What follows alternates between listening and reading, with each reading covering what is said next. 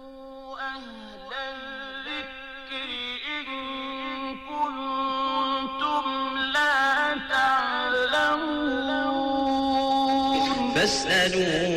أهل الذكر إن كنتم لا تعلمون. فاسألوا أهل الذكر إن كنتم لا تعلمون.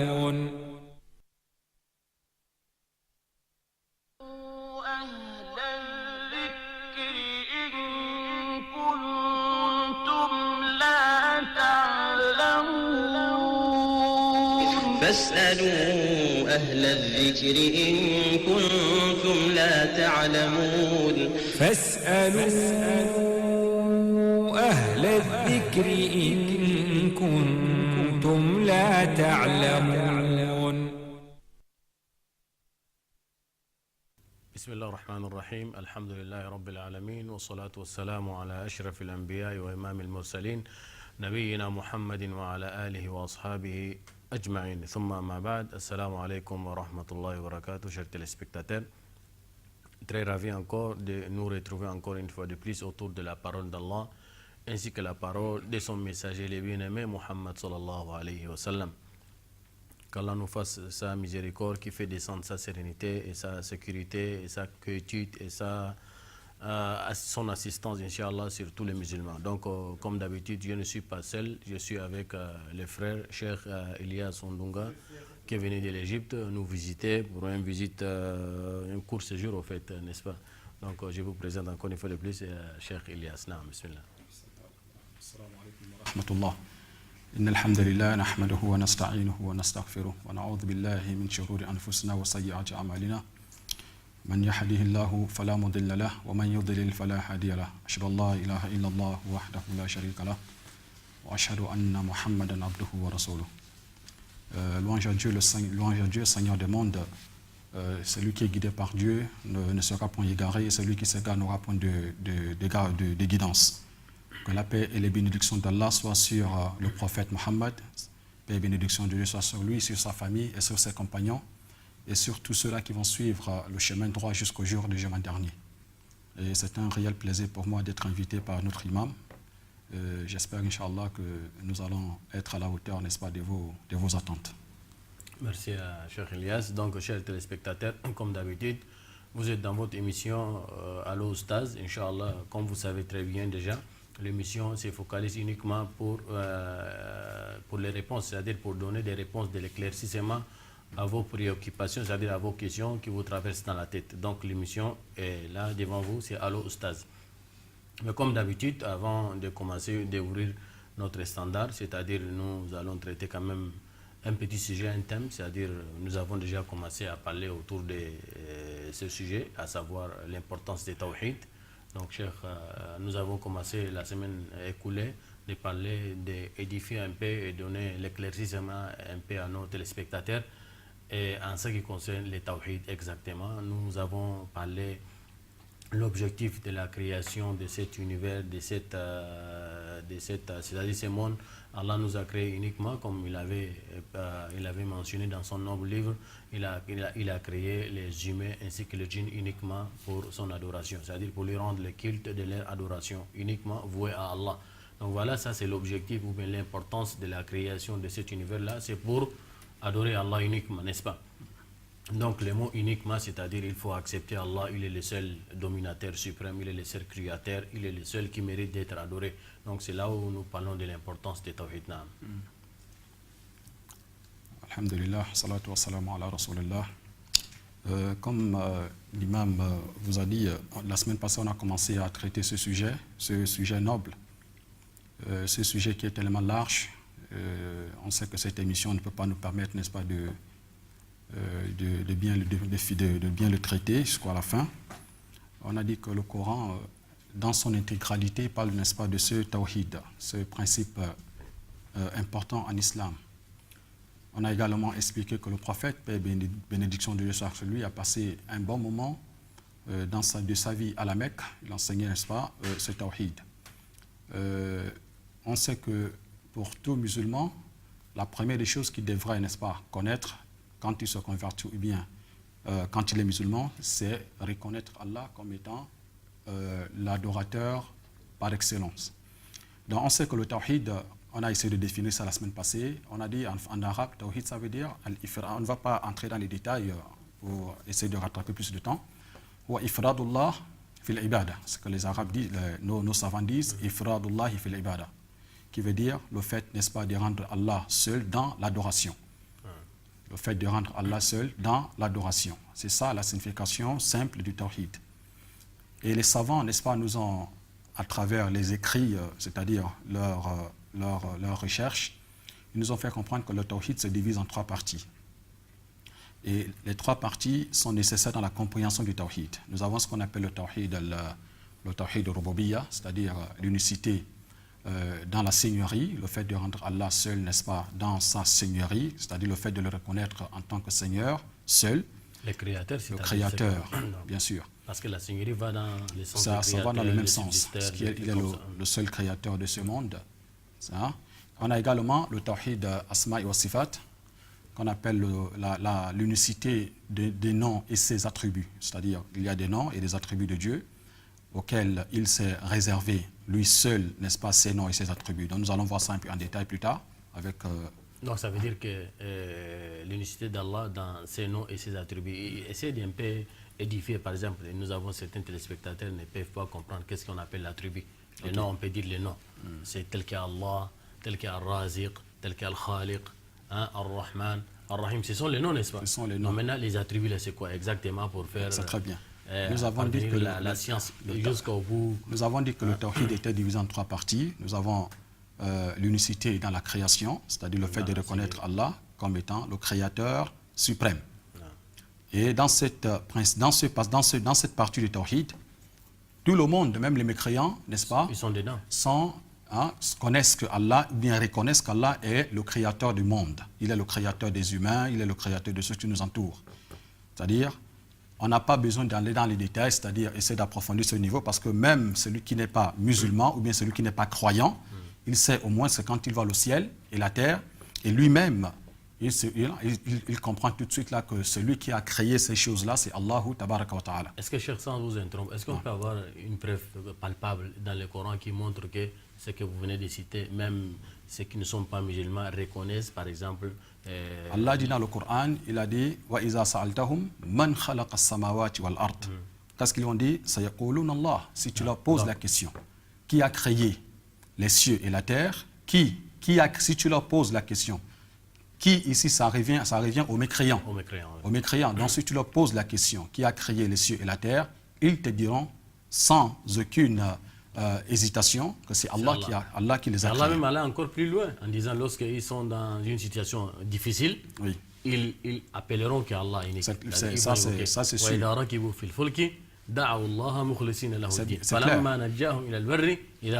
Imaginez par exemple un paquebot, un bateau, une ferry dans un océan, et tout de suite là on vous dit que là ça va écouler. Qu'est-ce qui va se passer? Le bateau va se noyer, ou bien les gens qui sont dedans, tous ça, vont disparaître. En ce moment, même le mécréant, il va se fier à qui? À Allah seul. Celui qui est ingrat avant, oui. Donc tout de suite là, il reconnaît qu'il y a un dominateur suprême qui a le contrôle absolu de cet univers-là. Et tout de suite là, tu vas trouver que tout le monde se dirige vers Allah. Et une fois maintenant à l'abri, donc il a dit, ils vont me croire. C'est ça.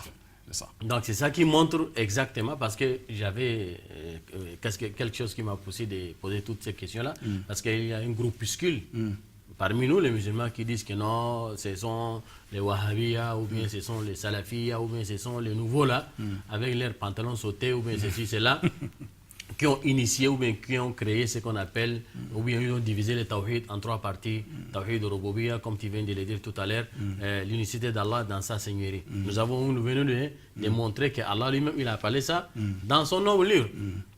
La deuxième partie que vous avez dit, la deuxième partie des tawhid, c'était le tawhid d'Allah dans ses noms et dans ses attributs. Nous, tout simplement, nous disons les noms, on connaît les noms d'Allah déjà.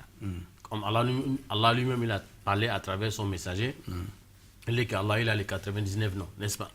Walillahi al-asma'ul husna fad'uhu biha. Les noms, c'est facile, même celui qui ne comprend pas bien le français, quand on dit les noms, ça veut dire que c'est le nom. Allah, c'est le nom d'Allah. Quand on dit Ar-Rahman, c'est le nom d'Allah. Quand on dit Ar-Rahim, donc tous ces noms-là, ça appartient à Allah. Les attributs, Bismillah. Allez-y, continuez les attributs. Les attributs, ce sont les attributs qu'on attribue à Allah à travers ses noms. Par exemple, lorsqu'on dit par exemple Ar-Rahman, c'est son nom. Donc la miséricorde maintenant, c'est son attribut. Donc le nom même, c'est Ar-Rahman. Maintenant, l'effet même de la miséricorde appartient à Allah. Par exemple, on dit Ar-Rahim.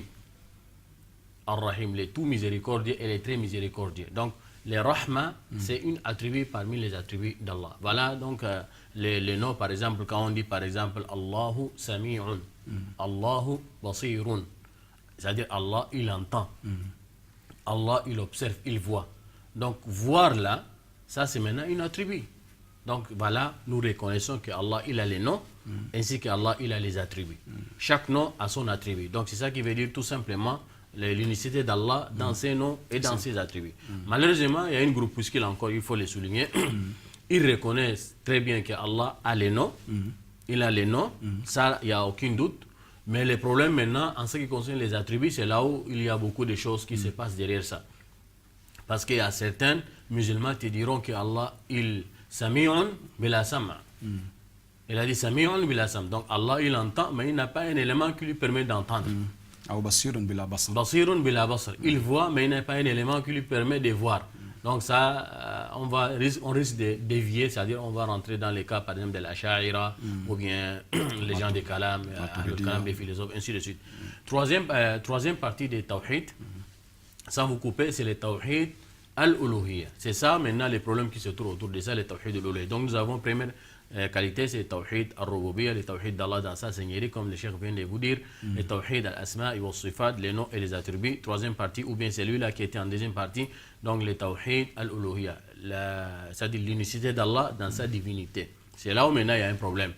La divinité d'Allah, c'est vrai, nous les musulmans, nous disons que nous adorons Allah uniquement. C'est-à-dire nous adorons Allah uniquement, c'est ça la divinité. Iyyaka na'budu wa iyyaka nasta'in. Au moins un musulman, il répète ça au moins 17 fois dans la journée. Au moins 17 fois de la prière du matin jusqu'à la prière déjà, il répète ça 17, n'est-ce pas? 17 fois. Donc il dit, c'est toi celle que nous adorons et c'est toi celle que nous implorons le secours. Mais est-ce que réellement, nous avons compris l'essence profonde de ces qualités de tawhid, de divinité? C'est-à-dire, vous proclamez, vous témoignez, vous attestez que vous adorez Allah uniquement. C'est-à-dire, c'est à toi celle que je me dirige. Iyyaka na'budu, c'est toi celle que j'adore. Mais malheureusement, nous voyons, lorsque dans les anses, dans les situations difficiles, vous avez aussi des petites divinités qui sont à côté. Donc ça là, lorsque vous vous êtes tombé dans ce genre d'infraction, ça va bouger un peu votre foi. Moi, je n'ai pas l'habitude souvent de dire que vous êtes sorti de l'islam, ainsi de suite. Vous êtes en danger. Parce que vous avez des petites divinités qui sont avec vous. Vous reconnaissez la divinité d'Allah. Parce que vous avez dit que c'est à lui seul que vous allez vous évoquer d'adoration. Mais pourquoi maintenant, lorsque vous êtes dans une situation difficile, au lieu d'appeler Allah, vous appelez d'autres personnes, vous appelez d'autres divinités? Donc c'est là où il faut comprendre l'essence profonde de ce qu'on appelle l'unicité d'Allah dans sa divinité. Non, si vous avez encore quelque chose à dire là. Non. C'est bien, chers téléspectateurs, comme l'imam a défini ou bien a cité, nous allons rappeler rapidement les trois types de tawhid. Nous avons le tawhid rububiyya, ce qu'on appelle le tawhid dans la seigneurie, et nous avons également le tawhid al-uluhiyya qui vient de citer, l'unicité d'Allah dans l'adoration, le fait de rendre Allah seul dans l'adoration. Et nous avons le tawhid asma et sifat qu'on appelle le tawhid dans les noms et les attributs de Dieu. Au niveau de ces trois tawhid, le plus important de ces tawhid, c'est le deuxième tawhid, ce qu'on appelle le tawhid al-uluhiyya. Lorsque nous allons voir pourquoi c'est le plus important de ces trois, parce que, comme on a dit au départ, les mécréants également connaissent que Allah, c'est lui le créateur des cieux et de la terre. Mais le problème qui se pose au niveau d'où? C'est au niveau de la divinité qu'ils adorent. Pourquoi? Parce qu'ils ont pris la troisième partie du tawhid qu'on appelle asma wa sifat, ils ont attribué les noms et les qualités d'Allah à leur divinité.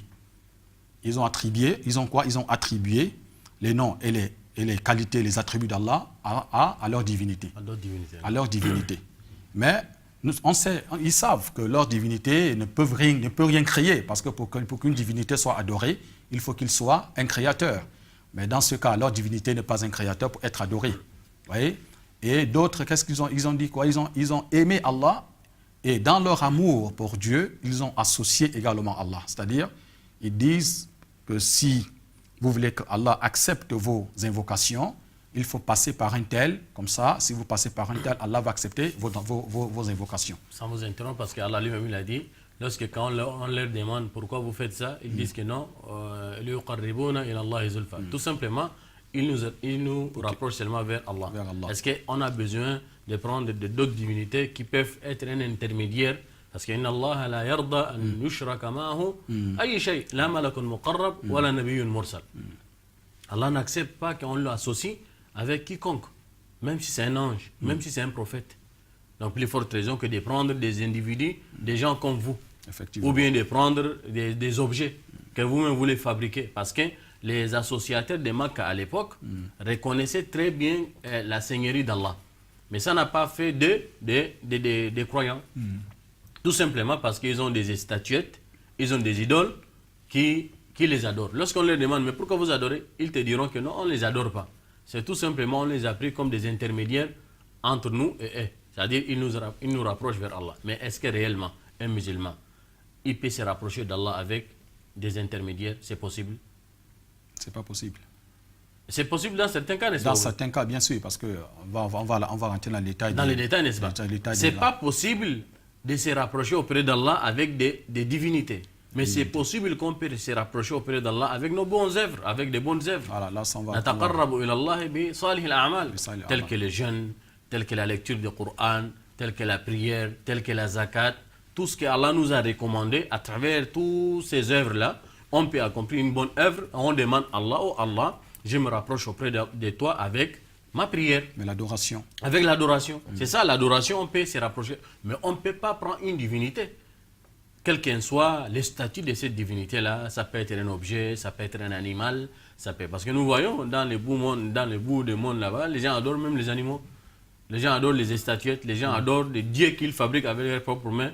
Et encore plus forte raison que les gens adorent des individus, des personnes comme eux, qu'ils soient, quel qu'en soit le statut de la personne. Ça peut être un prophète, ça peut être un messager, ça peut être un homme pieux, comme les gens de Nuh alayhi salam. Après lui, Idriss Afwan, le prophète Idriss, après lui, il y avait des gens qui sont pieux. Wadda, wa Sawa'a, wa Yaghousa, wa Ya'ouq, ce sont des hommes pieux, n'est-ce pas? Oui. Donc les gens tellement considérés ces hommes pieux-là, qui n'ont rien à voir avec Allah, ils n'ont pas demandé les gens que les gens les adorent. Mais après leur mort, c'est là où les gens, ils sont venus maintenant créer des temples, je ne sais pas, des choses auprès de leur tombe, et ainsi de suite, les shaitans les ont enjolivés, et jusqu'à ce qu'il les a transformés en divinités. Les gens adorent des hommes pieux. Et nous voyons maintenant, dans notre temps de maintenant, on voit les gens qui adorent même des voyous. Ce n'est même pas des hommes pieux qu'Allah nous donne les dessins. Donc, chers téléspectateurs, le sujet Tawhid, c'est un sujet qui est crucial, c'est un sujet qui est très long, comme le chef vous a dit. On ne peut pas traiter le sujet de Tawhid en 10, 15, 20 minutes. Le Tawhid, c'est la base même de l'islam, donc on aura besoin des émissions et des émissions et des émissions. Donc, on vous renvoie, souvent il y a des émissions qui est animé par notre frère Ousmane Ba. Souvent, il parle de Tawhid aussi, c'est très important. Inch'Allah, nous aussi, dans l'avenir, Inch'Allah, on va initier aussi des émissions qui va focaliser spécialement pour le Tawhid, l'importance du Tawhid.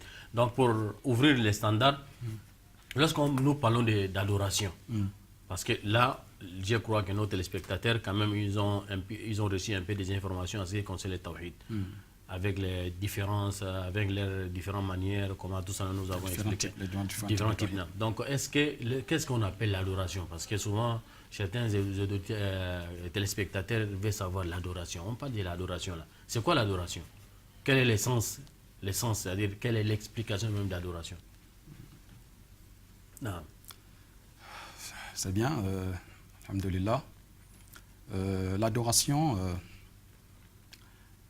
Comme a dit, on ne peut que s'y fier à la définition qu'a donnée le grand savant de l'islam, qu'on appelle Cheikh l'Islam, Ibn Taymiyyah, rahimahullah, qu'Allah lui soit miséricorde, quand il a défini l'adoration, dans son livre, ou bien dans son livret, il a écrit à ce sujet-là, il a appelé son livre Al-Ubudiyya.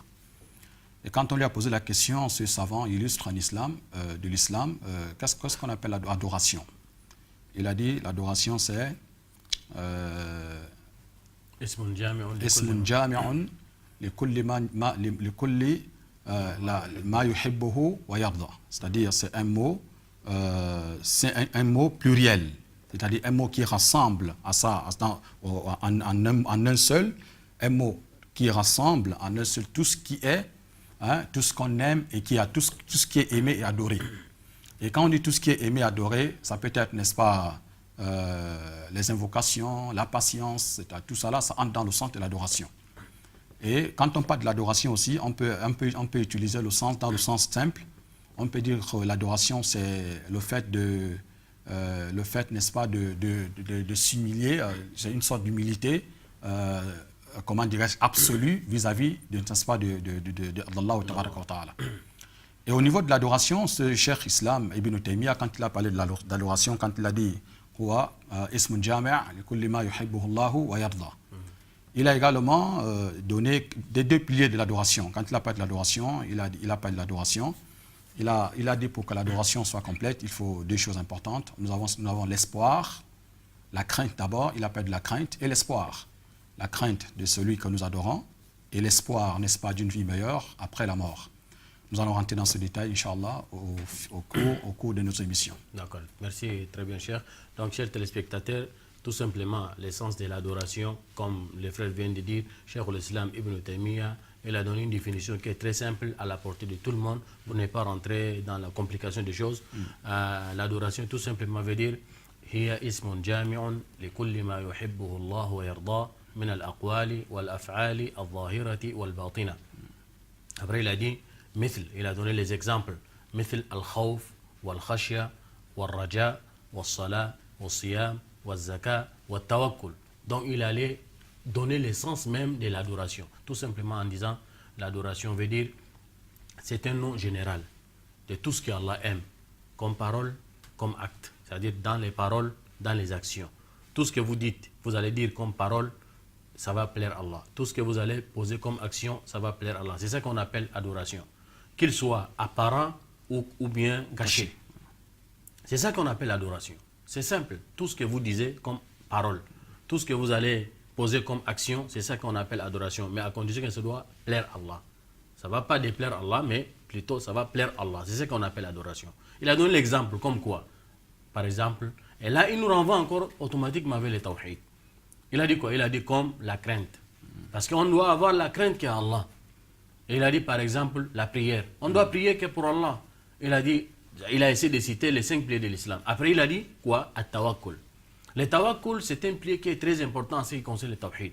Le tawakkul c'est de savoir de se remettre à Allah. Mais malheureusement beaucoup parmi nous, il ne se remet pas à Allah. Il a un souci au lieu d'appeler Allah. Donc il va aller directement voir quelqu'un. Il n'est pas interdit d'aller voir quelqu'un. Mais placer la confiance en Allah. Ensuite vous allez voir la personne de vous résoudre les problèmes. Il n'y a pas de problème. Mais lorsque vous allez voir la personne, vous dites que si la personne vous déçoit, vous allez dire, mais j'ai placé toute ma confiance en toi, tu m'as déçu. Mais qui t'a dit de placer toute ta confiance en une personne? On doit d'abord placer la confiance en Allah. Ensuite, on va implorer Allah. Nos prédécesseurs, c'est-à-dire les Sahaba, tellement qu'ils ont compris l'essence des tawakkul, s'il a besoin seulement de sel pour mettre dans sa nourriture, il fait des ragas, il demande à Allah. Alors ce sont des choses qui sont très simples. Donc, il n'est pas interdit d'aller demander à quelqu'un un secours, l'aide, mais d'abord mettez la confiance en Allah, placez votre confiance en Allah, c'est Allah qui est capable de vous donner à travers cette personne-là. Ensuite, lorsque vous allez partir voir la personne, s'il vous a donné alhamdulillah, c'est Allah qui a touché le cœur de celui-là, il lui a facilité, il vous a aidé. Mais dans les cas échéants, vous dites que non, j'ai placé ma confiance en vous, vous m'avez déçu, vous m'avez... Ceci, c'est là. D'abord, qui vous a dit qu'on doit placer la confiance en une autre créature qu'Allah? Donc tout ça là, ça nous renvoie toujours dans l'essence des tawhid. Chers téléspectateurs, comme nous vous avons dit, le sujet des tawhid c'est très large, il y a beaucoup de choses à dire. Mais notre émission, c'est une émission qui est focalisée uniquement pour des questions et des réponses. Donc à partir de maintenant, vous avez déjà les standards déjà ouverts, 88 17. Vous pouvez déjà, excusez-moi, vous pouvez déjà commencer à prendre votre téléphone et composer les 88 et 17. Mais pour que cela ne tienne, nous avons toujours comme d'habitude des questions qui nous viennent toujours dans les réseaux sociaux, mais malheureusement cette fois-ci nous avons que 3 questions avant de recevoir les premiers intervenants. Nous allons donner cette question-là au cheikh de nous traiter cette question-là. Est-ce qu'il est permis de fêter la fête de Toussaint, la fête des morts, comme on dit là? Est-ce qu'il est permis islamiquement de le fêter ou bien d'aller au cimetière et débourser ceci, cela, comme on fait? Est-ce que c'est permis? C'est une question qui est venue. Donc, chers téléspectateurs, vous avez le 88 17 devant vous. Donc, vous pouvez déjà prendre le téléphone et composer le 88 17. Naam, bismillah. Alhamdulillah, salatu wassalamu ala rasulillah. Concernant la question sur les fêtes en islam, c'est une question qui a été déjà traitée par nos prédécesseurs, nos savants. Et ils ont déduit qu'en islam, nous n'avons que deux fêtes, les deux fêtes qui sont reconnues. Nous avons la fête qu'on appelle... Malheureusement, on vous interrompt. Nous avons une règle qui est établie, donc les priorités, c'est aux téléspectateurs. Allô? Malheureusement, il est parti. Non. Donc nous avons, dans l'année que nous connaissons, nous avons deux fêtes. Nous avons la fête comme on appelle familièrement la fête du mouton, ce qu'on appelle la fête de la Tabaski en islam, ou qu'on appelle Eid al-Adha, ou bien la fête du sacrifice, ou Eid al-Kabir.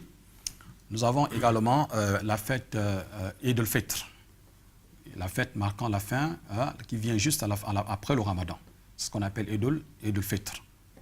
Donc nous avons combien de fêtes? Deux fêtes dans l'année. Nous avons la fête Eid al-Adha, ce qu'on appelle la fête du sacrifice, et nous avons aussi la Eid al-Fitr, la fête qui vient, comment dirais-je, qui met fin au jeûne du mois de Ramadan. Et les savants ajoutent que dans la semaine également nous avons une fête, ce qu'on appelle la fête hebdomadaire, ce qu'on appelle le jour du vendredi. Le jour du vendredi est également une fête pour les musulmans. Donc concernant la fête que le frère vient de citer, la fête de Toussaint, la fête de Toussaint, ce n'est pas une fête musulmane. Ce n'est pas une fête musulmane. C'est-à-dire, elle n'est pas dans le Coran, elle n'est pas ni dans la Sunna. Hein. Donc, par conséquent, ce qui n'est pas dans le Coran et la Sunna, c'est mieux de les abandonner. Voilà, c'est mieux de les laisser. Parce que le fait même de chercher à les pratiquer, c'est une manière, n'est-ce pas, d'aller au-delà de ce qu'Allah ne nous a pas enseigné ou bien au-delà de ce qu'Allah ne nous a pas demandé. Donc, c'est simple. Donc, merci. Merci, cher, merci le frère. Donc, la fête des Toussaint, islamiquement, ce n'est pas reconnu. Donc, ça n'existe pas dans l'islam. C'est une fête chez les autres. Nous respectons leur façon de pratiquer leur religion. Pas de contraintes dans l'islam. Alhamdulillah, comme Allah lui-même l'a dit. Mais pour nous, les musulmans, c'est une fête qui ne nous concerne pas. Donc, un musulman bien averti de sa religion, il ne doit pas prendre part, c'est-à-dire aller au cimetière, faire ceci, cela. Donc, concernant le nettoyage des cimetières, on n'est pas censé choisir un seul jour pour ça, nous les musulmans. Pas un jour fixé, donc on peut le faire à tout moment. Nous avons une deuxième question qui est venue toujours dans les réseaux sociaux avant que nos téléspectateurs vont exploser nos téléphones. Donc, هل يحث الإسلام بالعبودية? Donc, est-ce que l'islam encourage l'esclavage? Je vais quand même... Est-ce que l'islam encourage l'esclavage? Mais l'islam ne peut pas encourager l'esclavage, parce que l'esclavage, c'est le fait d'assujettir, n'est-ce pas, un être, un homme libre. C'est difficile. L'islam ne peut pas encourager l'esclavage. Même si que l'esclavage a été pratiqué dans le passé. Quand on parle de l'esclavage, on parle de l'époque contemporaine, notre époque maintenant. L'esclavage pré-islamique. Le travail pré-islamique, on a bien dit pré-islamique. Quand on dit pré-islamique, ce n'est pas l'islam, c'est avant l'islam. Mais lorsque l'islam est venu il y a eu des cas particuliers. C'est-à-dire il y avait des esclaves. L'islam n'est pas venu, et on n'a pas un verset clair qui est venu interdire complètement l'esclavage. Ah bon? Vous avez un verset? Bismillah. Ok. Alors, on ne voit pas, on a essayé de discuter sur ce sujet. Est-ce qu'il existe un verset clair? Quand on dit clair, wadih, sarih. Qui abolit? Oui, un verset sarih. Qui abolit l'esclavage. Mais l'islam a adopté des démarches. L'islam a adopté des démarches pour mettre fin à l'esclavage. Par exemple, quelqu'un qui jeûne, qui va avec sa femme pendant la journée du Ramadan, la première des choses qu'on lui demande, c'est le fait de libérer les esclaves qu'il possède. Mais donc, ça veut dire que l'islam encourage aux gens de se désengager, se désavouer. Mais j'ai dit l'islam... Ce sont les démarches. Ce sont des étapes que l'islam a adoptées afin de mettre... Ça veut dire que l'islam n'encourage pas l'esclavage. Mais oui, le fait, l'islam a adopté des étapes, n'est-ce pas, afin d'abolir l'esclavage. Mais est-ce que dans le Coran, on a un verset coranique qui a demandé aux musulmans d'arrêter la pratique de l'esclavage? C'est la question qu'on doit se poser. C'est pour cela que le plus souvent, si on essaie de chercher, nous allons peut-être passer toute la journée, on ne va pas voir. Mais dans la pratique du prophète Mohammed sallam, dans la sunna, nous allons voir des pratiques ou bien des étapes, n'est-ce pas, que le prophète a adoptées afin d'abolir l'esclavage. Et à la fin, l'islam avait déjà également accepté l'abolition de l'esclavage. Et aujourd'hui, la pratique de l'esclavage, l'islam... Les gens les pratiquent par ici et par là, même si c'est un peu rare, oui. Mais il y en a quand même dans certains pays, dans certains coins du monde. Bien sûr, ça existe. L'esclavage existe. Mais c'est un geste, c'est-à-dire c'est au contraire de ce que l'islam a enseigné.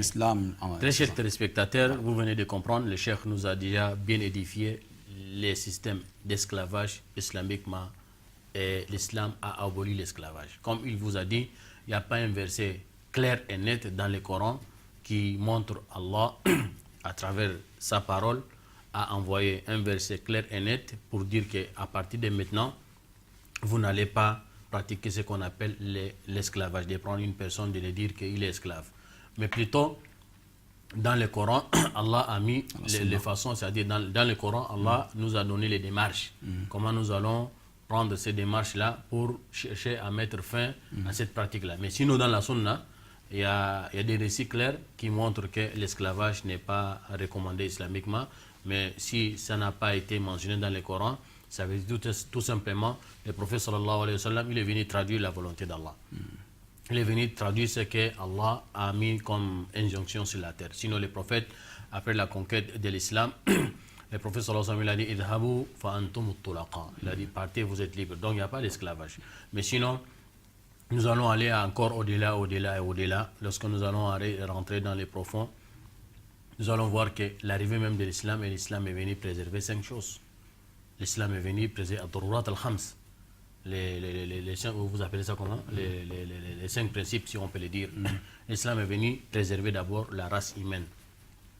C'est-à-dire l'islam est venu préserver la personne. Vous n'avez pas droit d'atteindre, de lever la main contre une personne, de le tuer parce que vous êtes en désaccord, parce que vous avez des points de vue différents, parce qu'il est ceci, parce qu'il est cela. Vous n'avez pas droit de le tuer.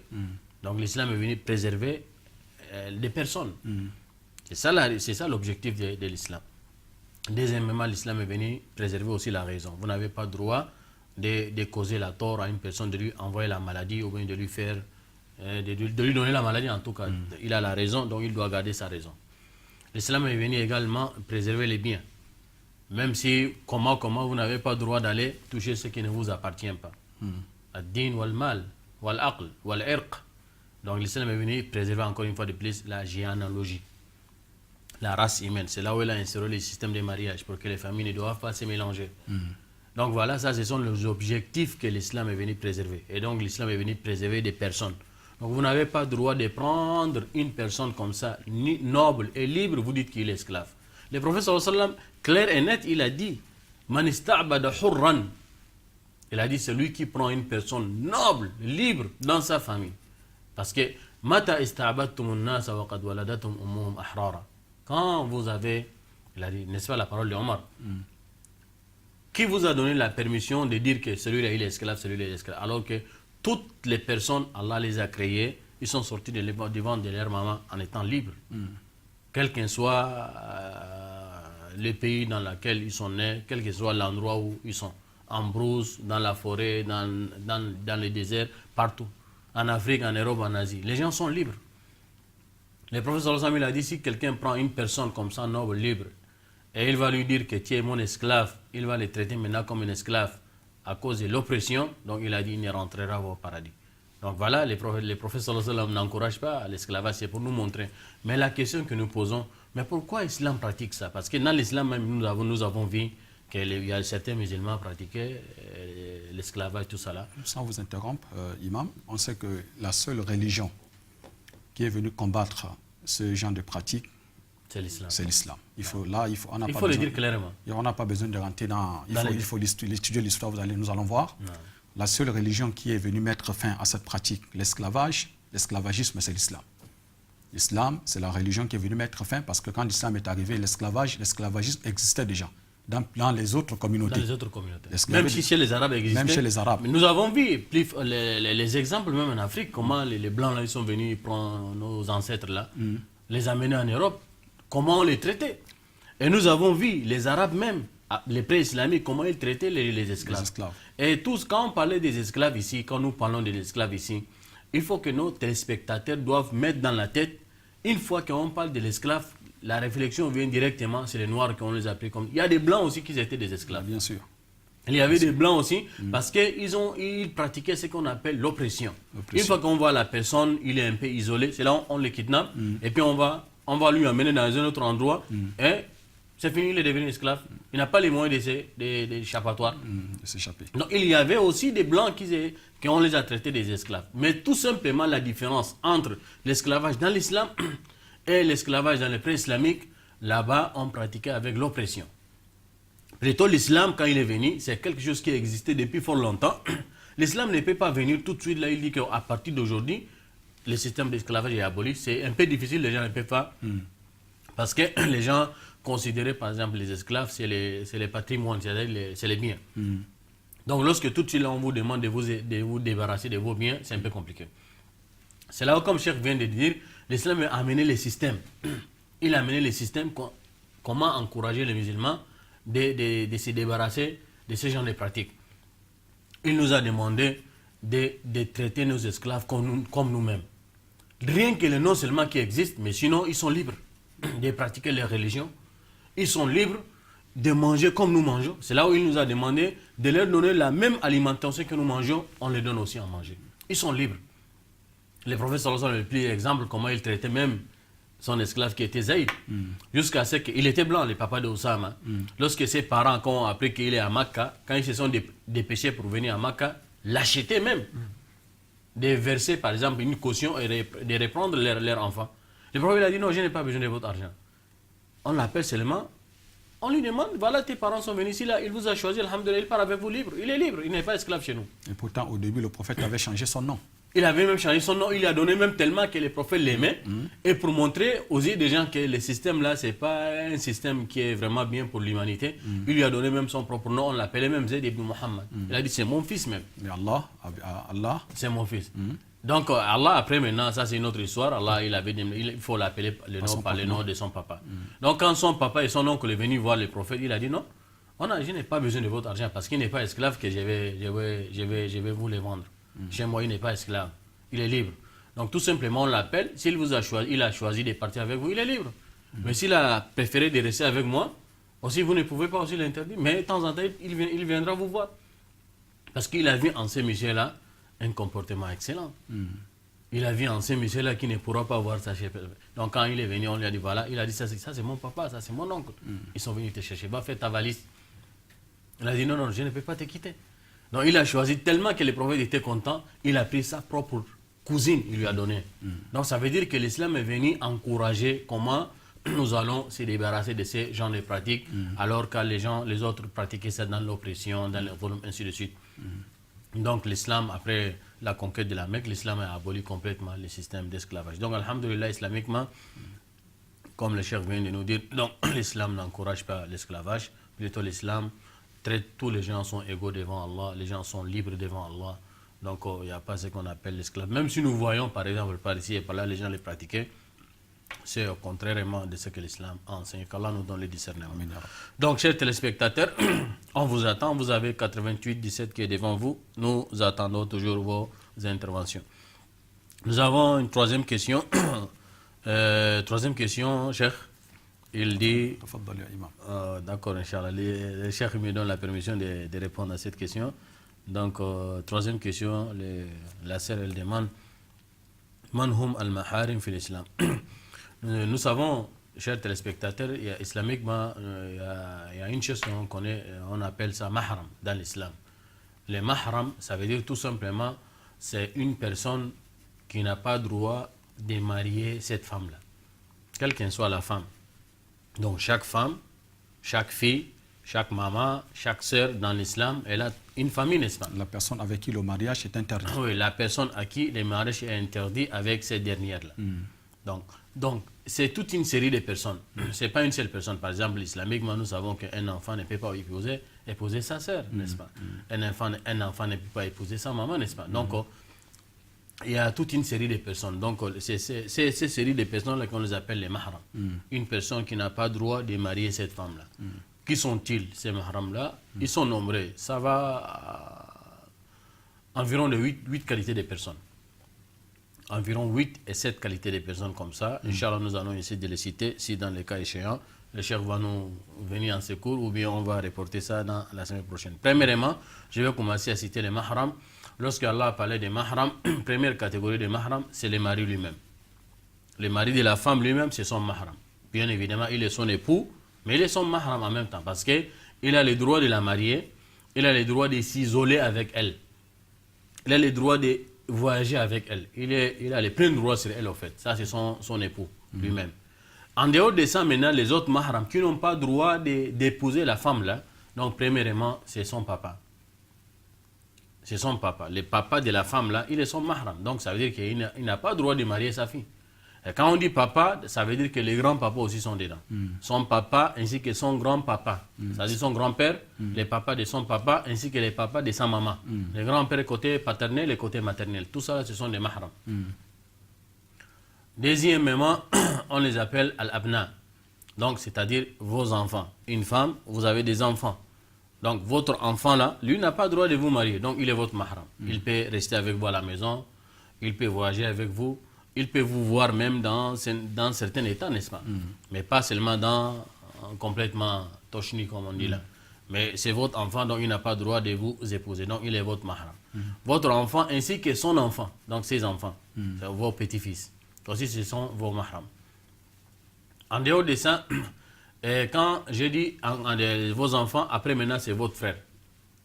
Votre frère, soit les frères de même père et même mère, ou soit les frères de même père, ou soit les frères de même mère. Tout cela, on les appelle les frères. Qu'ils soient même papa, même maman, qu'ils soient seulement même papa sans même maman, ou qu'ils soient même maman sans même papa. Donc, ce qu'on appelle les demi-frères. Les demi-frères. Donc tout ça là, ce sont vos frères, donc ils sont vos mahrams. Ici, ce que nous allons dire, parce que nous avons tendance souvent de dire, mais mon cousin, votre cousin, il n'est pas votre mahram. Quelque part, on peut le dire qu'il est mon frère, parce que c'est l'enfant de ma tante, parce que c'est l'enfant de mon oncle. Oui, c'est votre frère, c'est votre cousin, mais il n'est pas votre mahram, parce qu'il peut vous épouser. Islamiquement, il peut vous épouser. Donc lui, il a une certaine limite qu'il ne doit pas franchir. C'est-à-dire, il ne peut pas vous voir dans certains cas. Non, j'arrive, oui. Donc, voilà, ça c'est, nous avons cité les papas avec leur catégorie, c'est-à-dire les grands-pères. Nous avons cité les enfants avec leur descendance. Nous avons cité les frères. Ensuite, nous avons les enfants des frères, c'est-à-dire vos neveux. C'est-à-dire les enfants de vos frères. Aussi, ce sont vos mahrams, car vous êtes leur tante. Donc, soit les enfants de vos frères ou bien soit les enfants de vos sœurs. Tout ça là, nous parlons des côtés masculins. Donc, ça aussi, ce sont vos mahrams. En dehors de ça, vous avez les oncles, soit les oncles paternels ou soit les oncles maternels. Peut-être les téléspectateurs vont nous poser des questions. C'est une question qui nous surprend comme ça. On n'a pas fait une recherche de ça, mais nous espérons, Inch'Allah, les réponses sont concrètes et correctes. Donc, quand nous parlons des oncles ici, qu'ils soient maternels ou paternels, les oncles ne sont pas mentionnés dans le noble livre. Allah n'a pas parlé en ce qui concerne les oncles dans son noble livre, ils sont dans le côté des mahrams. Mais dans la sunna, les oncles, ils sont toujours des mahrams. Soit oncle paternel ou soit oncle maternel. Il est toujours votre mahram. C'est-à-dire votre oncle, il ne peut pas vous épouser.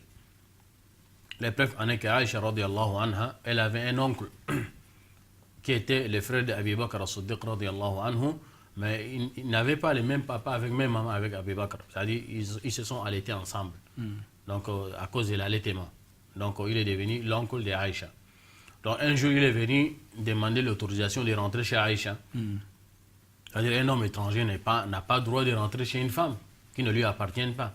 Et encore il n'est pas son mahram, comme nous avons cité. Donc il avait frappé la porte. Aïcha ne connaissait pas à cause de l'allaitement que la personne devient son oncle. Car ce monsieur-là, il avait allaité avec Abu Bakr ensemble. Donc quand il avait demandé l'autorisation de rentrer chez Aïcha, Aïcha avait refusé. Quand le prophète est venu, Aïcha avait raconté cette histoire-là au prophète. Voilà, tel monsieur, il est venu me voir il veut rentrer chez moi me voir dans mon état comme ça. Et donc je lui ai interdit de ne pas rentrer. Le prophète a dit, tu n'allais pas l'interdire car il est ton oncle. Parce qu'il est allaité avec Abu Bakr, avec ton papa ensemble. Donc il est ton oncle. Donc par ça là, les oncles aussi ce sont vos mahrams. Encore, parmi les mahrams, les frères ou bien les oncles, quelqu'un vous avez un lien de parenté, c'est-à-dire à cause de l'allaitement. Donc, Imam, si on comprend bien, vous parlez des oncles qui sont proches. Qui sont proches. Comme vous avez cité. Quand je cite ici les oncles proches, soit les frères de votre papa, ou soit les frères de votre maman, toujours il est votre oncle. Parce qu'il y a des téléspectateurs qui vont peut-être poser la question sur le cas de Fatima et Ali. Non. Voilà. Ça veut dire, explique un peu. De Fatima, la fille du prophète sallam, qui a épousé Ali. Non. Et Ali était quoi? Était le cousin du prophète sallam. Était le cousin du prophète. Voilà. Et donc ça veut dire que, comment dirais-je, Aïcha, quelque part, il est son oncle. Il est son oncle. Donc c'est pas ça là que nous parlons. Voilà, parce donc que là, si par exemple Ali ici n'était pas le frère direct du prophète. Car si Ali lui-même il était par exemple une fille, peut-être le prophète peut l'épouser. Car c'est quoi? Il est quoi? Il va être quoi? Il va être la fille, par exemple, sa cousine. Il allait l'épouser. Donc si par exemple Ali lui-même il était une femme, le prophète allait l'épouser. Ce sont des exemples que nous donnons pour édifier un peu. Pour mieux élucider la question. Et donc ça veut dire que lui il peut épouser la fille des prophètes, il n'est pas son oncle direct. Nous parlons ici des oncles directs, les frères directs de ton papa, les frères directs de ta maman. Donc ça ce sont tes oncles. Donc encore il y a des causes les oncles ou bien les frères à cause de l'allaitement. Les frères à cause de l'allaitement aussi, ça peut aussi devenir une cause les que frères la personne... Les frères de lait. Les frères de lait aussi, ça peut être un mahram. Allô? Allô? Naam. Bismillah, on vous écoute. Oui, allô? Allô?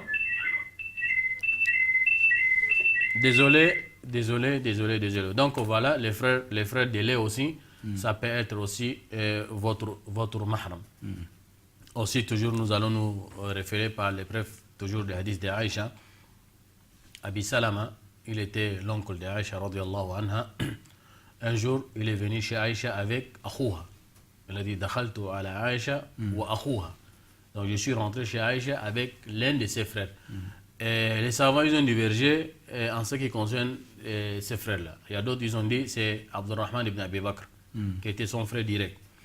J'ai essayé de regarder ces points-là il y a un peu longtemps dans Fath al-Bari, le livre qui avait commenté Sahih al-Bukhari. Lorsqu'il est venu dans cet hadith, ça fait déjà un peu longtemps que j'ai vu ça. Donc, il avait dit que ce n'était pas Abdurrahman ibn Abi Bakr, plutôt c'était les frères d'Aïcha à cause de lait. C'est-à-dire ils se sont allaités ensemble. Allô? Alaykoum salam wa rahmatullah. Ma question, c'est que c'est par rapport au Muharram. C'est qui? C'est qui d'abord? Ali. Ali, oui. Ali de Lambac. Oui. Oui, la question? Oui. Allez-y, je vous écoute. Ali, je disais que bon, si moi j'ai un oncle, oui. Est-ce qu'il est permis que je peux épouser? J'ai un oncle, par exemple, si je peux épouser ça à la petite soeur, la femme de mon oncle. Est-ce que c'est permis? Est-ce que tu peux épouser la femme de ton oncle? La petite sœur de la femme de mon oncle. La petite sœur de la femme de ton oncle. Oui, est-ce que c'est... Ok. Oui, est-ce que c'est permis? Ouais. Ok, vous allez écouter. Ma deuxième question, c'est que... Allô? Oui, j'écoute. Donc, ici, Cheikh Ibn Hajar al-Asqalani avait dit, donc, ces frères de Aïcha là, c'était les frères de sang, c'était les frères de lait. Ils sont allaités avec Aïcha ensemble, mais plutôt Aïcha avait compris déjà que, donc, il peut être déjà son mahram car ils se sont allaités ensemble. Donc, il ne pourra pas épouser Aïcha. Donc, c'est là où ils sont rentrés chez Aïcha. Donc, le lien de lait aussi, ça peut être, la personne peut devenir aussi mahram pour la personne.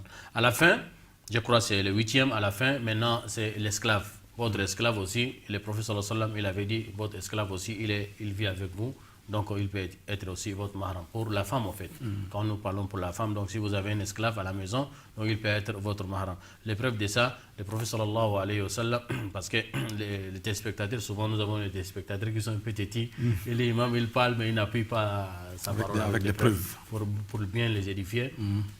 Le prophète sallallahu alayhi wa sallam, un jour, il avait reçu des butins. Il avait reçu les butins. Parmi les butins, il y avait des captifs. Donc, ils sont devenus des esclaves, en fait. Hein. Comme nous parlons tout de suite là, l'affaire des esclavages. Donc, il avait donné un à Aïcha. Il avait donné un esclave à Aïcha. C'était un papa même. Bon, nous savons quand la personne, il n'a pas droit de vous épouser. Donc, ça veut dire qu'il n'est pas votre mahram. Donc, il n'a pas droit de vous voir pour la femme, excepté le visage et la main. En dehors de ça, certaines parties de votre corps, il n'a pas le droit de voir ça. Donc quand il a attribué maintenant cet esclave-là à Fatima, qui est sa fille, donc il vivait maintenant avec elle à la maison. Et donc Fatima elle avait un habit qui est court. Donc c'est dans les hadiths, si elle a fermé le haut, c'est-à-dire en haut de son corps, les pieds, tout ça là c'est nu. Et si elle a couvert par les bas, le haut là c'est nu. Donc elle ne sait pas quoi faire. Le prophète a dit, il n'y a pas de problème, car il est donc il a dit, il est ton esclave et puis il est ton papa en même temps. Donc votre esclave aussi. Mais nous disons que l'esclavage, ça n'existe pas dans l'islam, toujours une fois de plus pour édifier nos téléspectateurs, mais ce sont des enseignements que nous donnons toujours à nos téléspectateurs. Donc vous contentez de nous répondre à la dernière question de M. Ali, donc, avant de recevoir notre intervenant. Il a dit, Zawaj ukht zawjat al-am, c'est-à-dire vous avez un oncle. Qu'il soit paternel ou même maternel, oncle direct, qu'il soit les petits frères ou les grands frères de votre papa, ou les petits frères ou les grands frères de votre maman, donc lui il a sa femme. Donc ce qui est évident, ce que je connais, donc sa femme là, vous ne pouvez jamais la marier. Dans l'éternité, il est là ou il n'est pas là, ou il a divorcé ou il est mort aussi, ça là c'est votre maman, vous ne pouvez pas l'épouser. Mais si dans le cas maintenant, sa femme là, qui est votre maman là, elle a une sœur, est-ce que vous pouvez marier cette sœur là? C'est la question qu'il a posée. C'est ça sa question. Oui, c'est ça sa question. Est-ce qu'il est permis, n'est-ce pas, de marier la sœur de la femme de ton oncle? De ton oncle. Voilà. Faute de l'imam. Donc il n'y a pas l'interdiction. Il n'y a pas l'interdiction d'épouser la sœur de la femme de votre oncle. La sœur de la femme de votre oncle. Mais si c'était la sœur de la femme de votre papa, aussi est-ce que c'est interdit? On renverse la question. Ouais, vice-versa. Vice-versa. Parce qu'il y a le côté paternel et le côté donc, maternel. on ne peut pas, on va d'abord recevoir celui-là et puis on va venir. Naam, bismillah. Allô? Allô? Oui? C'est qui? Oui, essayez de diminuer un peu le volume de votre poste pour que nous allons vous recevoir correctement. Malheureusement. Donc ici, nous ne pourrons pas interdire quelque chose tant que vous n'avez pas les preuves. On ne peut pas aussi autoriser quelque chose que nous n'avons pas de preuves. Lorsque nous avons dit, il n'est pas interdit, par exemple, d'épouser la petite sœur de la femme de votre oncle. Il n'est pas interdit. Ou la petite sœur de la femme de votre papa, qui n'est pas votre maman, vous. Parce que la petite sœur de votre maman, elle est votre tante directe. Mais la petite sœur de la femme de votre papa, que vous n'avez pas de lien. Donc, est-ce que vous pouvez l'épouser? Nous avons dit oui. Il n'y a pas l'interdiction.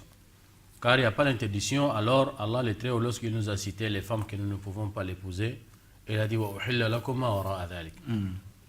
nous avons essayé, avec l'aide d'Allah, c'est ça qui est bon, avec l'appui aussi des chefs, citer le verset où Allah nous a interdit les femmes que nous ne pouvons pas les épouser.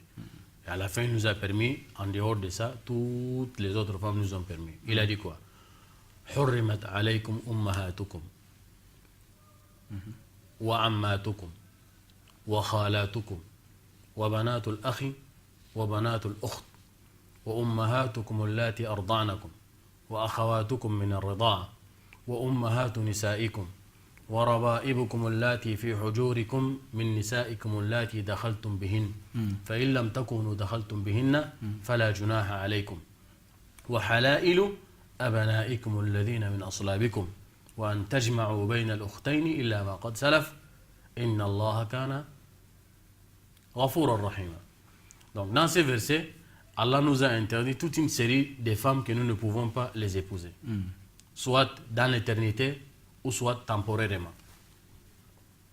Et donc nous n'avons pas cité ici, nous n'avons pas écouté ici par exemple la petite sœur de la femme de l'oncle. Donc nous allons essayer, moi je vais citer et toi tu vas nous expliquer ça en français pour que les téléspectateurs vont dire mais Imam là il nous amène où? Parce qu'il a cité le verset là rapidement, on n'a pas compris tout ce qu'il dit. Donc il nous a dit quoi? À cause du temps de l'émission. Hurrimat alaykum ummahatukum. Vos mamans, vos mères. Vos mères vous ont interdit. Quand j'ai dit vos mères, donc ça veut dire que la maman qui vous a mis au monde. Hurrimat alaykum ummahatukum. Wa ammatukum, ainsi que vos tantes. Et les tantes, les deux. Wa khalatukum. Ce sont des tantes maternelles. Wa banatul akhi. Et les filles du frère. Wa banatul ukht. Et les filles de la sœur.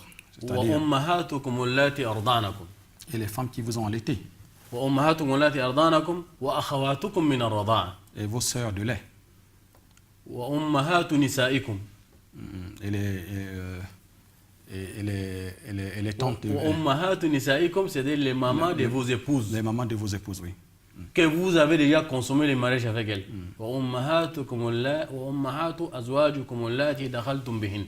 C'est-à-dire vous pouvez avoir une femme qu'on a attaché le mariage, mais vous n'avez pas encore consommé le mariage. C'est-à-dire vous n'avez pas encore pris la femme là et consommé le mariage. Donc là, en ce moment, s'il y a un divorce, vous avez abandonné la femme là, donc vous pouvez marier sa maman, il n'y a pas de problème. Mais une fois que vous avez déjà pris la femme à la maison, déjà chez vous, même si c'est une seule journée et vous avez divorcé, c'est fini. Vous ne pouvez jamais dans l'éternité de marier sa maman. وأمهات أزواجكم اللاتي دخلتم بهن فإن لم تكونوا دخلتم بهن فلا جناح عليكم وحلائل أبنائكم الذين من أصلابكم vos propres filles وحلائل أبنائكم الذين من أصلابكم وأن تجمعوا بين الأختين إلا ما قد سلف. Et il ne vous est pas permis aussi de regrouper au même moment deux sœurs ensemble. Sauf si vous avez une et Allah a fait qu'elle est décédée, ou vous avez une que Allah a fait que vous avez divorcé. À ce moment, il vous est permis de marier sa sœur. Mais en même temps, au même moment, vous ne pouvez pas regrouper les deux ensemble. Donc voilà, ça c'est les séries de femmes qu'Allah nous a interdit qu'on ne pourra pas les épouser. Donc, donc en dehors de tout ce que nous venons de citer, donc les autres femmes vous ont permis. Donc la sœur de la femme de votre oncle, il n'y a pas l'interdiction, vous pouvez l'épouser. Sauf si le chef a quelque chose encore d'ajouter.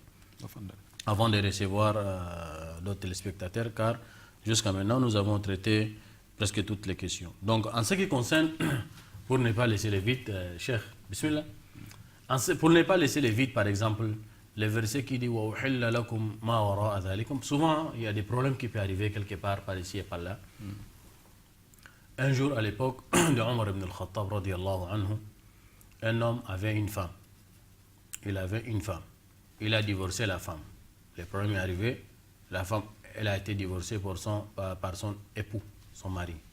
Nous savons islamiquement quand l'homme divorce la femme, donc elle a une période qu'on appelle al-idda, la période d'avidité.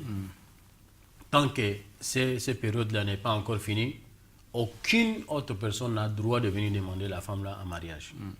Parce qu'elle est toujours considérée comme sa femme, jusqu'à ce que les 3 menstrues-là doivent finir.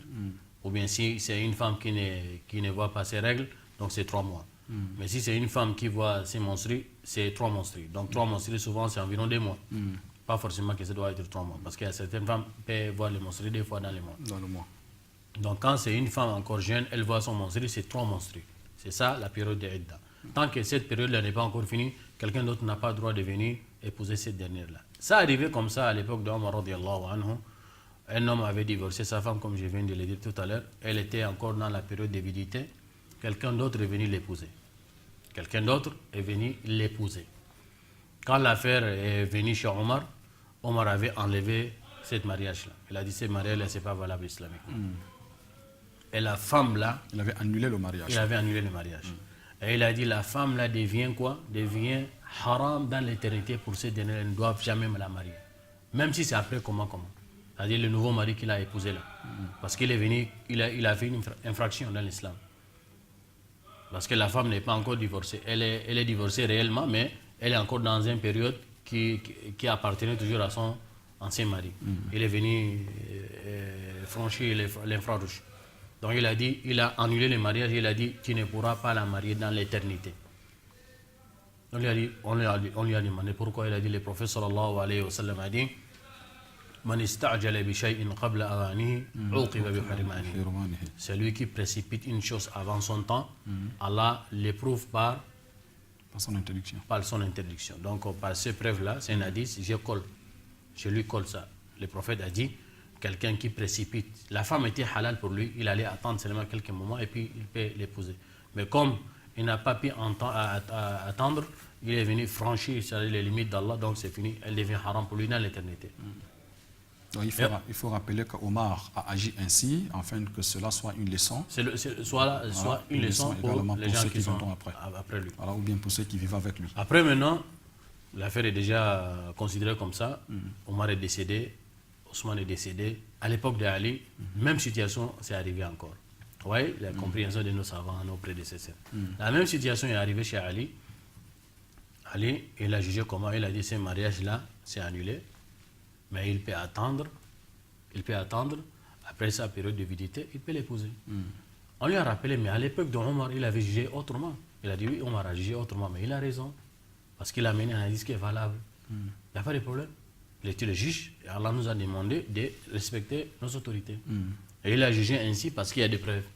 Moi aussi, je juge comme ça, il y a des preuves. Il a dit, il n'y a pas un dalil qui interdit la femme là. Il n'y a pas un dalil clair qui interdit que la personne ne peut pas épouser la femme.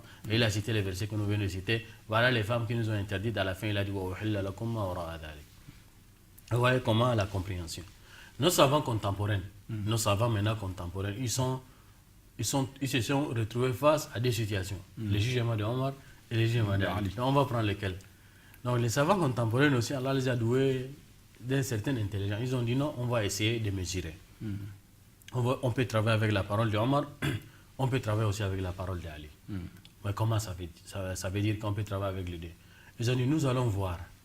Si par exemple, si c'est la femme la femme elle-même, elle avait anticipé son mariage pour faire mal à son ancien mari, donc on lui interdit l'homme là dans l'éternité. Allô? Allô? Alaykoum salam, c'est qui?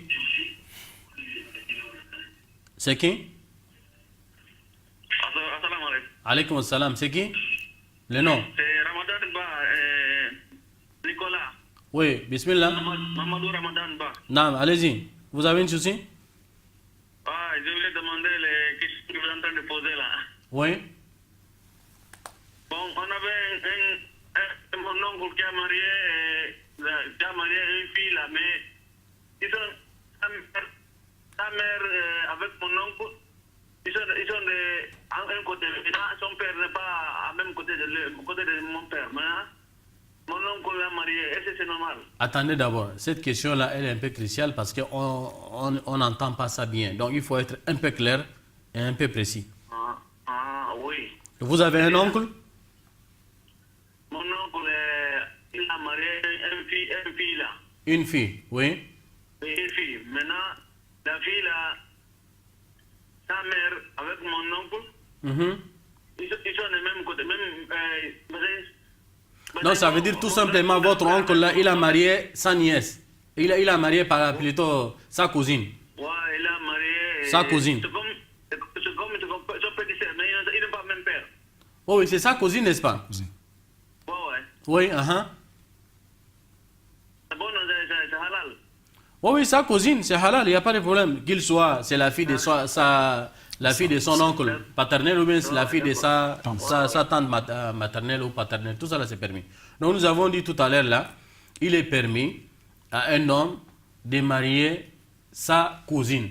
Quand on dit cousine, ça peut être que c'est la fille de son oncle paternel, ça peut être c'est la fille de son oncle maternel, ça peut être c'est la fille de sa tante paternelle, ça peut être c'est la fille de sa tante maternelle, n'est-ce pas? C'est ça qu'on appelle les cousines. Donc il est permis de marier nos cousines, comme je viens de dire tous les détails. Non. Nous étions dans quoi là? Il est venu nous poser la question. Donc oui, donc nous avons dit, nos savants maintenant contemporains, ils ont dit maintenant comment nous allons juger entre les deux jugements de Omar. Donc ils ont dit on peut travailler avec les deux.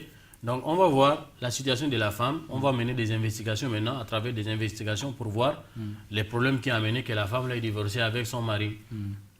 Donc si tout simplement, comme tu m'as divorcé, attends, je vais te montrer que moi je peux trouver l'homme facilement. Donc si elle n'a pas attendu maintenant la période de sa vidité, elle allait vite, rapidement attacher le mariage. En ce moment, on l'interdit, cet homme-là, dans l'éternité, car elle a essayé de marcher sur la loi d'Allah. Mais si, dans le cas aussi, l'homme qui vient de l'épouser, par exemple, celui qui a été derrière son divorce aussi, on peut l'interdire aussi dans l'éternité, car celui qui a participé, il est devenu un shaitan même, il a participé de gaspiller les foyers des gens. Mais si ni l'un ni l'autre, la femme elle est ignorante, elle ne connaissait pas que après le divorce, il faut d'abord rentrer dans la période de virilité. L'homme là aussi ne connaît pas. Donc là, ils sont ignorants. Tout simplement, on annule le mariage.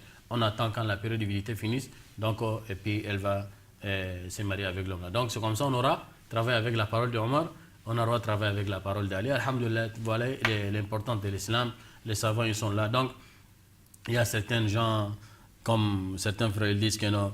ما ترك الآخرة للأول ما ترك الآخرة للأول ما ترك الأول للآخرة شيء بل نحن نقول كم ترك الأول للآخر شيء. Donc c'est-à-dire combien de sujets que nos pieux prédécesseurs n'ont pas traités, mais tout simplement Allah a donné à nos savants contemporains cette ouverture-là pour la bonté et la façon dont l'islam. Non. Bismillah. Assalamu alaikum. Alaykoum salam wa rahmatullah. C'est qui? Je m'appelle Mané Suleiman. Suleiman, non. Oui. Vous avez un souci? Oui. Un jour, il dit, il y a un monsieur qui a marié sa femme. Un monsieur qui a marié sa femme, oui. Oui. Maintenant, le petit frère du monsieur, même père, même mère, a voulu marier la sœur de la femme. Oui. Maintenant, on est en train de causer et dire que ça, là, c'est pas bon. Regardez. Maintenant, je voulais savoir, est-ce que dans l'islam, c'est... Ok, Inch'Allah. Vous allez écouter la réponse. Vous allez, Inch'Allah, écouter la réponse. Donc, si, par exemple, vous avez une femme et votre petit frère ou bien votre grand frère, il veut marier maintenant la petite sœur ou bien la grande sœur de votre épouse, c'est halal. Il peut marier même votre femme là si vous l'avez divorcée. Il peut marier votre femme là si vous êtes décédé. Donc, il n'y a pas l'interdiction. Car lui, il est étranger complètement pour votre femme. Il n'est pas son maram. Car le prophète l'a appelé même Al-Hamou. Donc, les frères de votre époux. Donc, il a dit Al-Hamoul Maut. Donc, c'est lui la mort même. Donc, il ne peut même pas vivre avec vous à la maison pour voir la femme là constamment là. Donc, voilà. Si vous avez encore des commentaires des récents. Non, mais c'est bon. La réponse est claire. Concernant surtout la question précédente, là, sur ce que vous avez élucidé concernant ce qui s'est passé à l'époque de Omar ibn al-Khattab et celui de Ali ibn Abi Talib. On comprend bien que c'est vrai qu'il peut y avoir divergence, c'est-à-dire l'époque de Omar et l'époque de Ali. Donc dans ce genre de situation, le musulman ne peut que se fier aux savants. Aux savants, bien sûr. Voilà. Donc tout ce qu'on peut dire dans cela, vous avez peut-être cité ça, qu'on ne peut pas demander une femme en mariage quand elle a une période de védité. On peut supporter, c'est 3 mois. Voilà, on peut supporter, c'est mieux, jusqu'à ce qu'elle finisse, n'est-ce pas, cette période, et on peut, dans ce cas, lui demander un mariage. Voilà. Et concernant l'interdiction aussi, la position de Omar ibn al-Khattab et la position de Ali ibn al-Khattab, Ali ibn Abi Talib, dans ce cas, je crois qu'il est mieux, lorsqu'il y a des situations pareilles, de ne pas se précipiter. C'est-à-dire, on dit, ben voilà, là, ce qu'il faut appliquer, c'est ça, et ce qu'il faut appliquer, c'est ça. Il faut chercher. Il faut toujours aller vers l'autorité. Voilà, parce que Omar ibn al-Khattab, c'était une autorité. Quand nous parlons de l'autorité religieuse, bien sûr, qui détient par exemple la science. Bien sûr. Donc Omar ibn al-Khattab, c'était une autorité.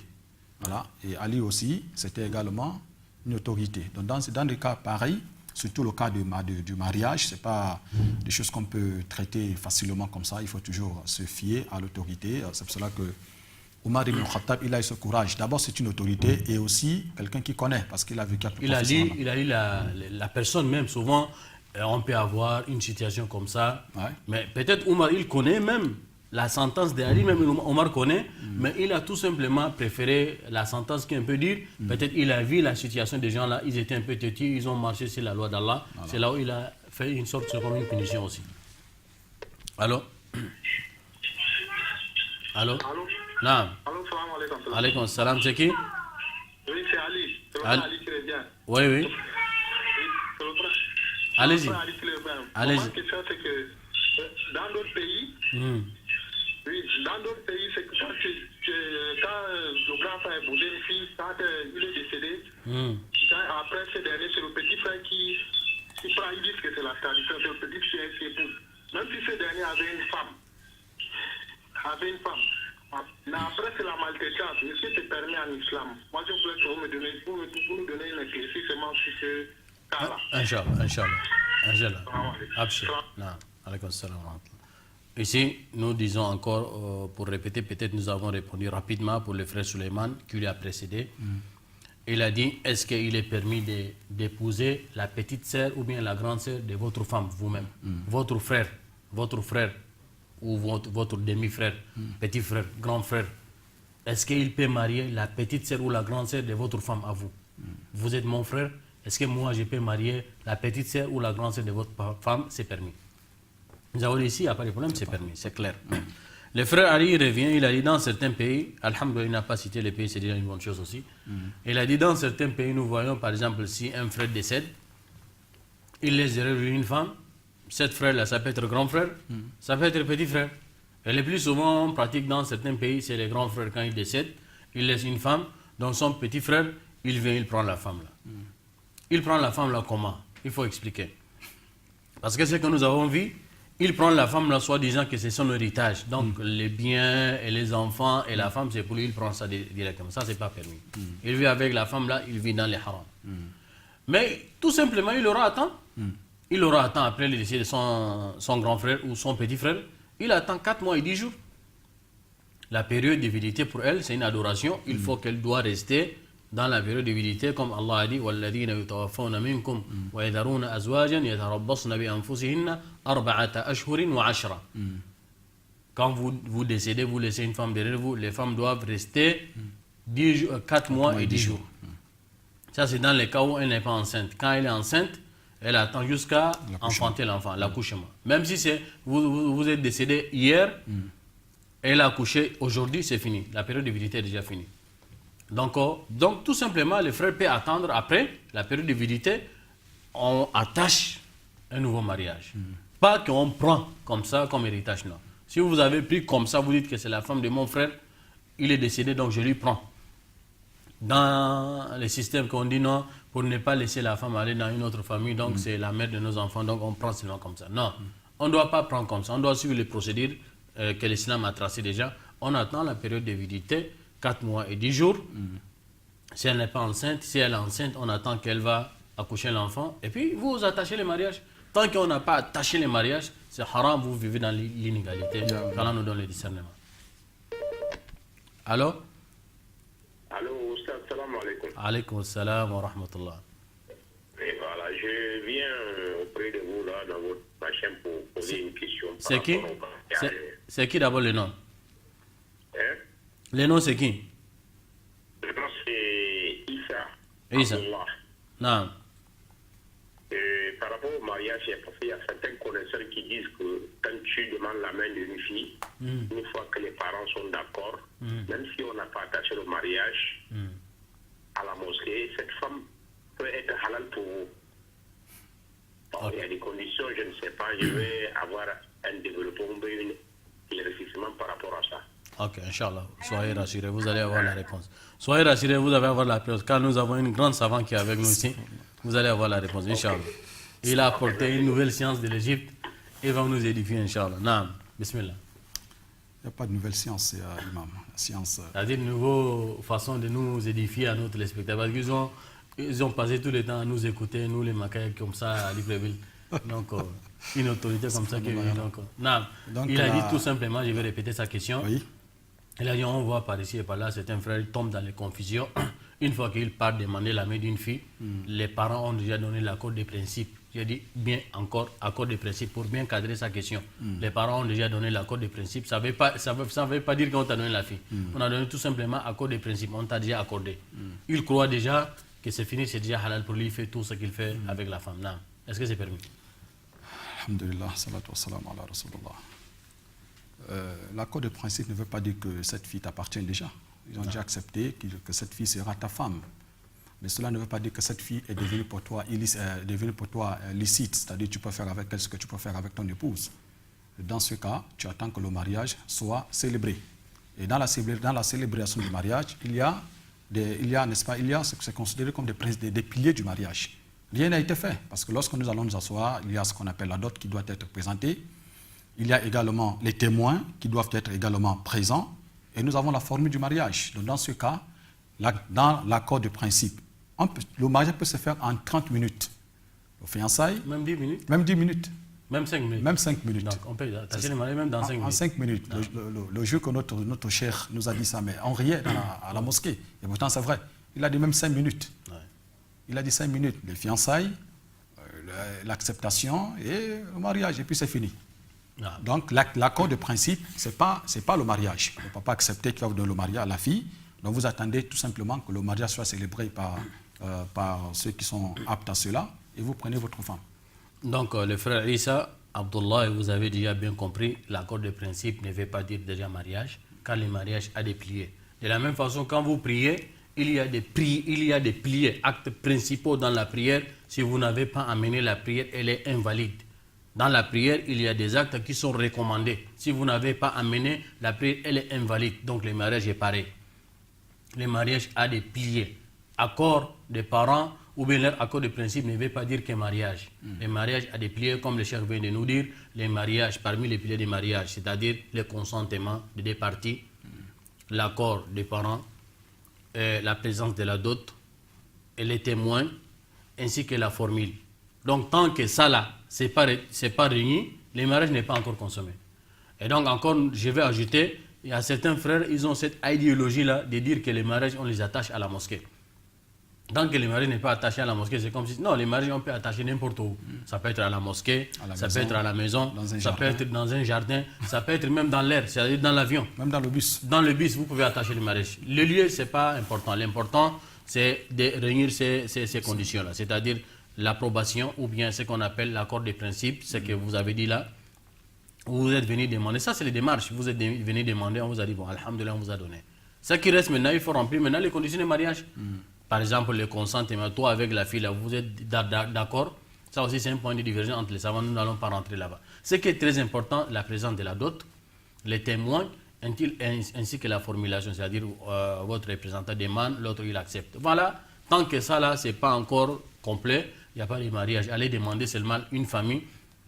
Je demande votre fille, vous avez envoyé des gens aller demander telle famille la main de leur fille. Oui, alhamdoulilah, votre enfant, il est excellent, on a accepté. Est-ce que dans ce cas, est-ce que si le père a donné son accord de principe et que la fille vient dire maintenant qu'elle ne veut plus de cet homme-là, est-ce que dans ce cas, la fille, elle va observer cette période de viduité ou... Non, mais le mariage n'est pas encore consommé. Donc c'est comme ça. Non, il n'y a pas de période de viduité, donc parce qu'il n'y a pas de mariage.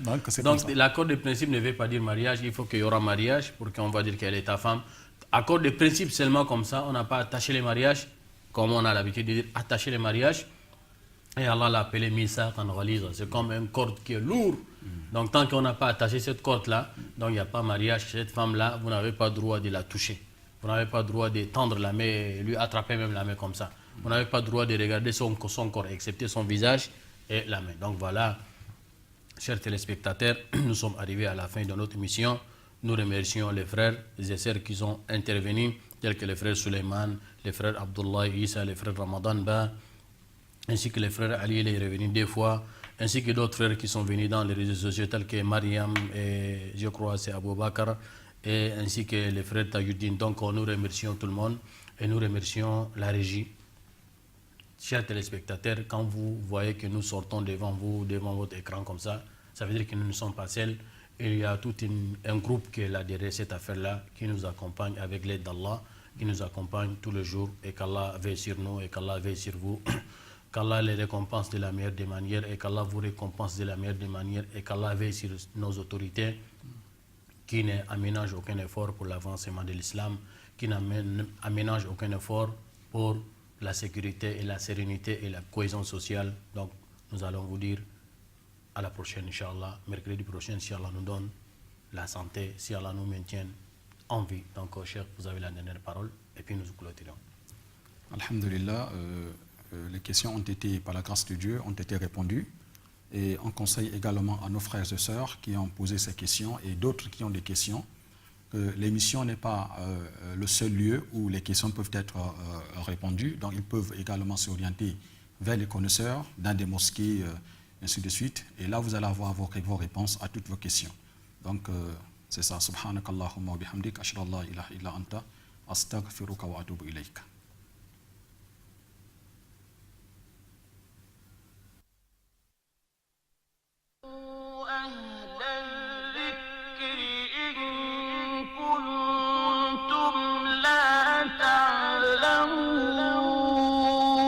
فاسألوا أهل الذكر إن كنتم لا تعلمون فاسألوا أهل الذكر إن كنتم لا تعلمون